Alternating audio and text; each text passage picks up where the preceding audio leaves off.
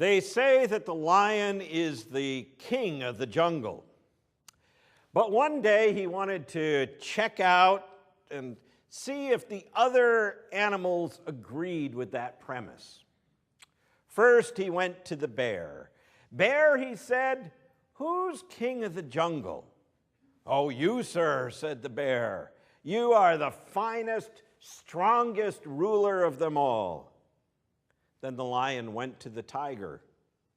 "Tiger, who do you say is king of the jungle?" "Oh, my stripes are handsome," said the tiger, "and my roar is ferocious. But you, King Lion, you are the fiercest of all the beasts." Quite pleased with himself, the lion decided to ask one more of the creatures. "So, elephant, who do you think is king of the jungle?" At that, the elephant bent down, wrapped his trunk around the lion's middle, swung him up into the air, whirled him around 4, 5, 6 times, and then, with a loud blast of his trumpet, threw him to the ground. "Well, gee," said the lion, picking up his bruised body. "Don't get so sore just because you don't know the answer."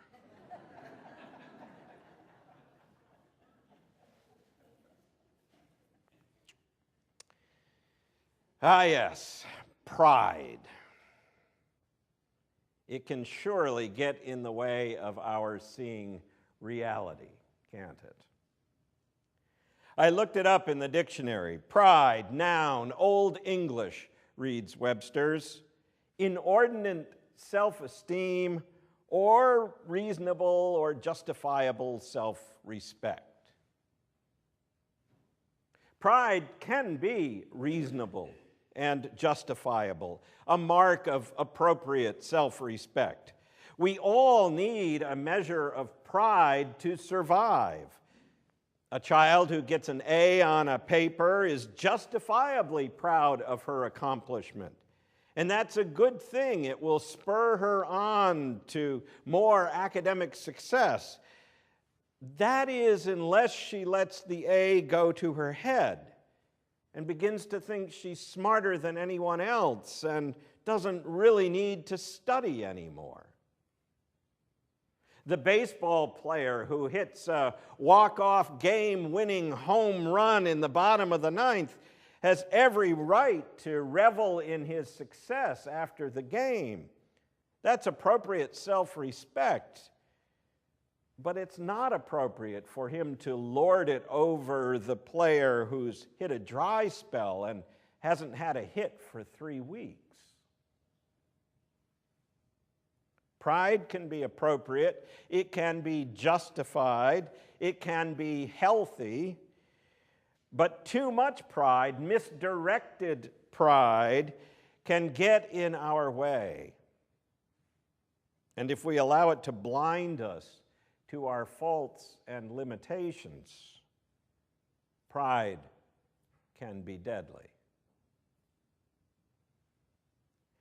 Our lesson this morning from 2 Kings comes from the Elisha cycle of stories in the Bible.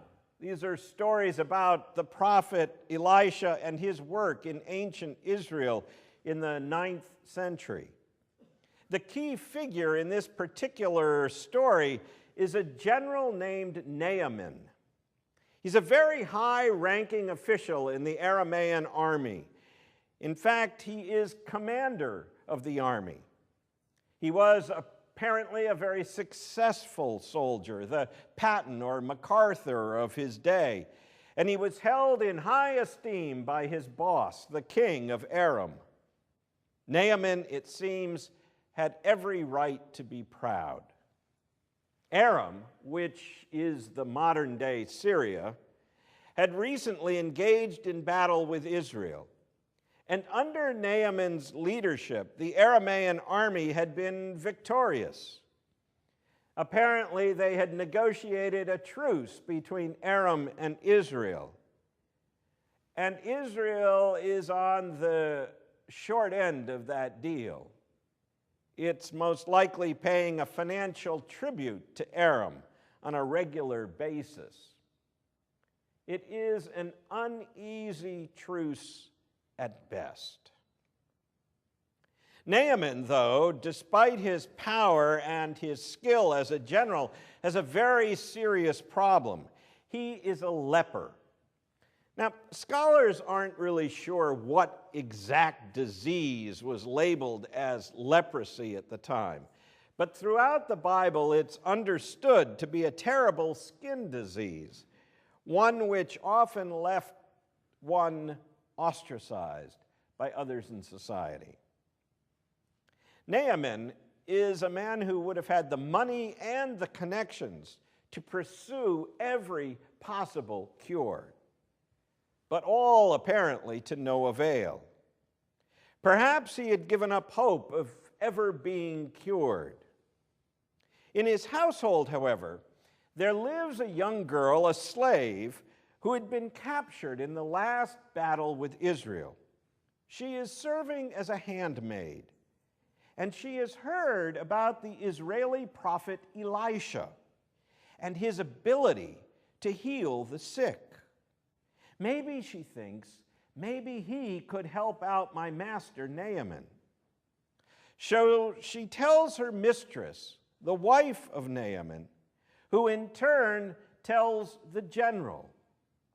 By the time it reaches his ear that there might be a cure, it's third-hand information at best.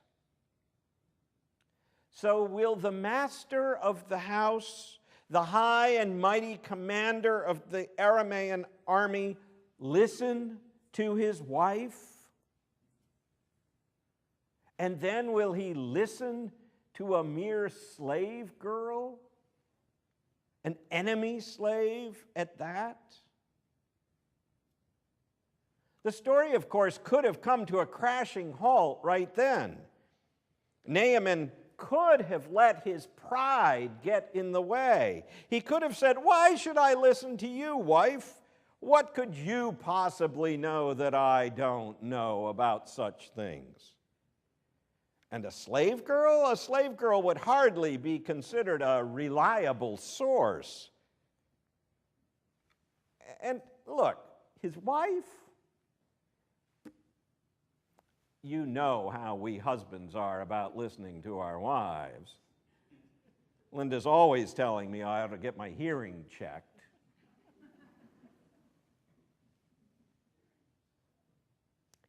Even the NSA wouldn't be interested in what was being said.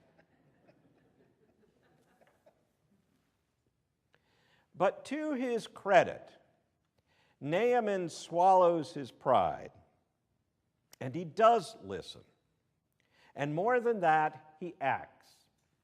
He goes to his master, the king of Aram, and tells him the whole story in the hopes that the king will let him go to Israel and track down this prophet who might be able to cure him.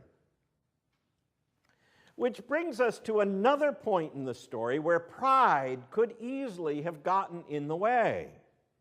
The king could have refused. He could have allowed himself to get caught up in some sort of Aramean nationalistic pride. How could Israel, tiny little Israel, have anything that we want or need? It's just a puny little country compared to us. But the king doesn't. He doesn't get caught up in that nationalistic pride. He even writes a letter of introduction so that Naaman can go right to the top, which he does. When he arrives in Israel, he takes his letter and pays a call on the king of Israel. The letter is very straightforward. "Dear king," it says in essence, "when this letter arrives at your palace, you'll realize that I've personally sent my general Naaman to you for a cure." The king of Israel panics. He can't heal Naaman. He doesn't even know where they keep the royal aspirin. And besides, What does the king of Aram really want? What's his hidden agenda? Is he trying to pick a fight, create a pretext for invading Israel? If I don't cure his general, is he going to bring in all his troops? In despair, the king tears his clothing to shreds. Fortunately for him, Elisha hears about the king's dilemma and offers to help him out of a jam. "Send the general my way," says Elisha. We'll fix him up. So Naaman hitches up his horse and his chariot, and with his whole retinue in tow, he's brought all sorts of gifts and goodies for the prophet. He heads down to Elisha's home. Paparazzi are snapping pictures of it all the way. But when they get to the prophet's house, Elisha doesn't even come out. He doesn't even have the courtesy to personally greet his VIP guest. Instead, he sends out a servant with instructions. And what instructions? "Go," he says, "and wash yourself 7 times in the Jordan River." The Jordan, compared to the rivers in Naaman's country, the Jordan isn't much more than a muddy trickle through the desert. It's like that rain-filled ditch that runs alongside Hammond Stadium in Fort Myers. Naaman is furious. His idea, his expectation is a whole lot more colorful. He thought Elisha would come out and perform some fancy religious ritual. He thought there'd be lots of flash and finery, bells and whistles. But take a bath in the local creek? You've got to be kidding. And so he stalks off, his pride, his ego badly bruised. And because of that, he almost loses out. Almost. But there is one more chance offered up. For his servants, mind you, not his aide-de-camp, his servants, approach him with very wise advice. If the prophet told you to do something difficult, you'd have done it, right? So why not this? Who knows? It just might work. And Naaman thinks better of his earlier reaction. He listens to them. And once again, he acts. And as a result, he finds himself free of leprosy, healed, cured.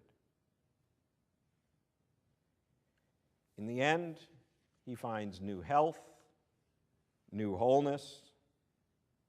Why? Because he lets go of his pride and listens to third-hand information.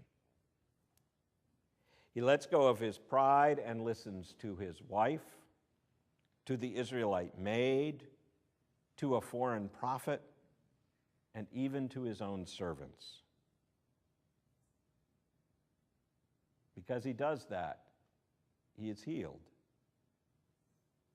But had he let pride get in his way, he never would have been cured.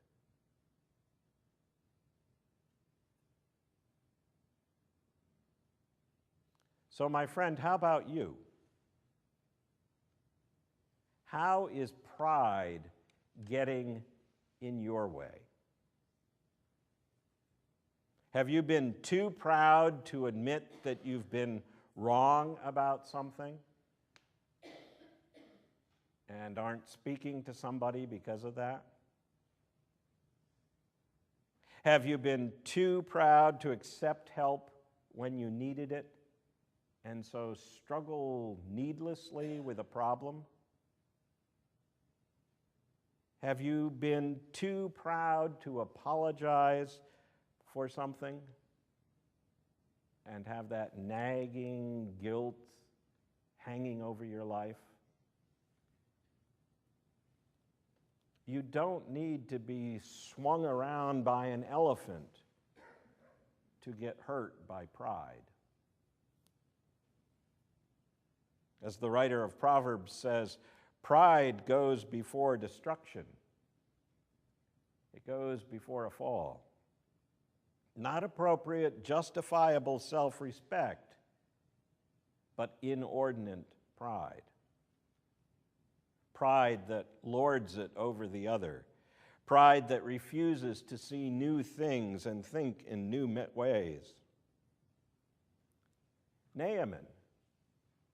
Naaman proved willing to listen and learn from others. Naaman proved willing to let go of his pride. Naaman was healed. How about you? Amen. Sisters and brothers, remember this. In the eyes of God, you are good enough. You are good enough. You are loved and accepted and are good enough.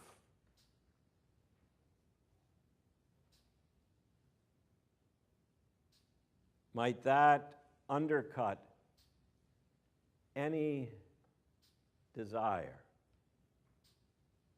any need to be inordinately proud. You are good enough.